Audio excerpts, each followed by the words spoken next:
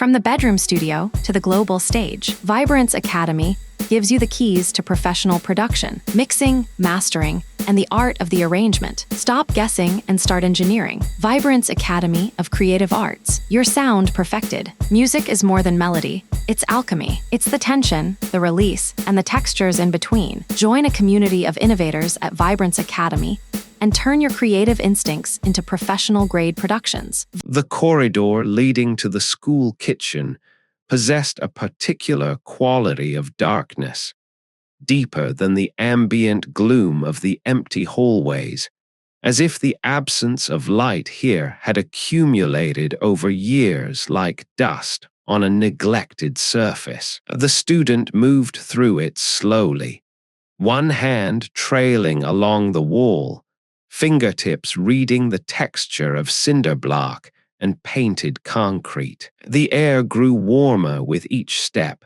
carrying smells that the daytime crowds never noticed. The ghost of 1,000 meals, grease that had seeped into porous surfaces, the faint, sweet rot of discarded vegetable matter in distant bins. The kitchen door stood slightly ajar. A wedge of dim light escaped through the gap, not the harsh fluorescence of the main building, but something warmer, orange-tinged, the glow of heat sources left to burn in solitude. The student pushed the door open. It swung inward without sound, the hinges recently oiled, the motion smooth as a knife through flesh. The kitchen spread before her, like an abandoned stage set. Long stainless steel counters stretched toward the far wall, their surfaces gleaming under the light of the ovens. Massive pots hung from overhead racks, their curved bottoms catching the glow and reflecting it in distorted ovals across the ceiling. The floor consisted of gray industrial tile, patterned with a subtle texture designed to prevent slipping, now polished by years of mopping to a dull sheen. The ovens lined the far wall, 6 of them industrial-sized, their doors closed, their pilot lights casting the orange glow that illuminated the space. The heat radiating from them pressed against the student's skin as she moved deeper into the room, a dry, intense warmth that carried the smell of baked bread and roasted meat.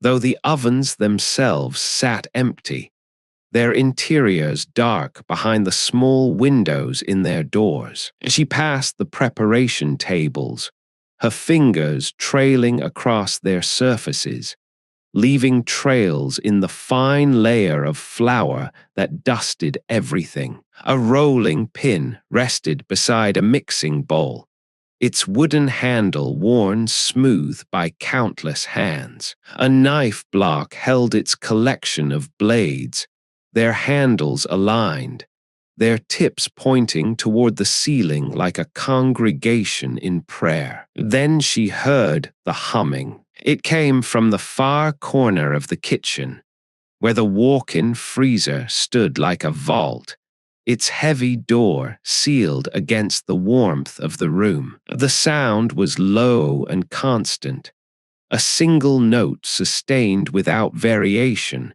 without breath, without end. It vibrated through the floor, through the air, through the student's chest, resonating in her ribs like the second heart of some vast, sleeping creature. As she approached it, the heat of the ovens fell behind her, replaced by the cold that radiated from the freezer's insulated walls. The humming grew louder with each step, resolving into something almost musical, a melody that hovered at the edge of recognition without ever becoming familiar. It was the sound of many voices blended into one, or one voice multiplied until it became many, a chorus that existed in the space between harmony and discord. The freezer door was steel, its surface frosted with condensation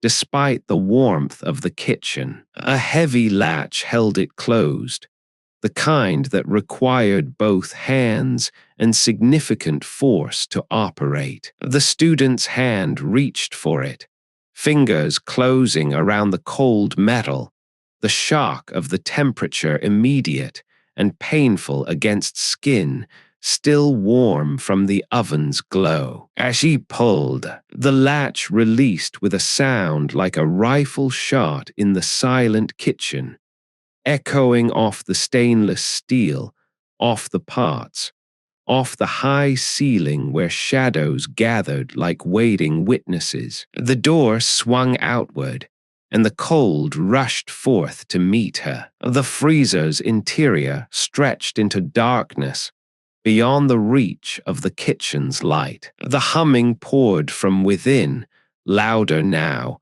overwhelming. A physical presence that pressed against her eardrums and vibrated in her teeth. Shapes emerged from the black as her eyes adjusted.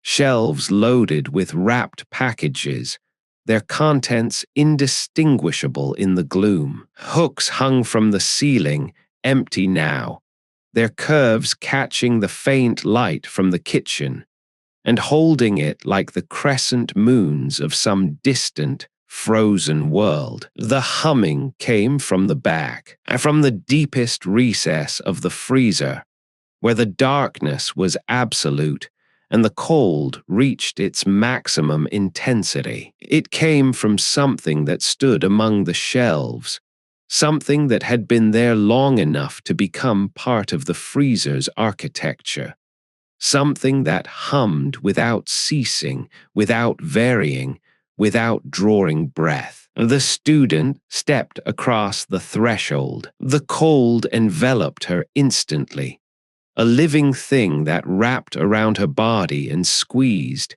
that found every gap in her clothing and pressed through, that turned her breath to clouds that hung before her face and refused to dissipate. Her feet carried her forward, one step, then another, past the first shelves, past the hanging hooks, toward the source of the sound. The humming grew louder. It filled her skull now, crowding out thought, crowding out everything except the need to move forward to see, to understand what made such a sound in a place where nothing living should exist. Her hand reached out and touched a shelf, the metal so cold that her skin stuck to it for a terrible moment before pulling free. Something moved in the darkness ahead, not a shape that could be seen, but a displacement of the black, a shift in the texture of the absolute absence of light. The humming changed pitch,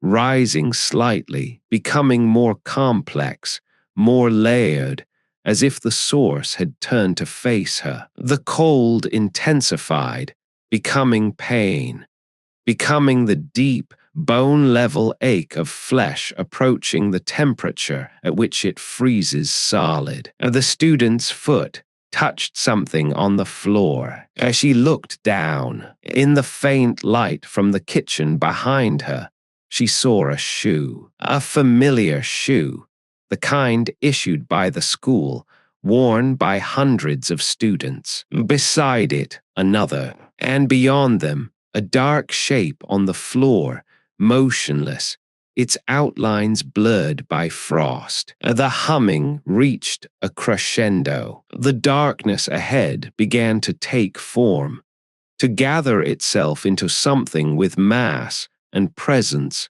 and intention. The student's hand rose toward it, drawn by a force she could not name, her fingers reaching toward the thing that hummed, that waited, that had always been here in the cold and the dark, singing its endless song to an audience of frozen meat and empty hooks. Her fingers touched something. It was warm,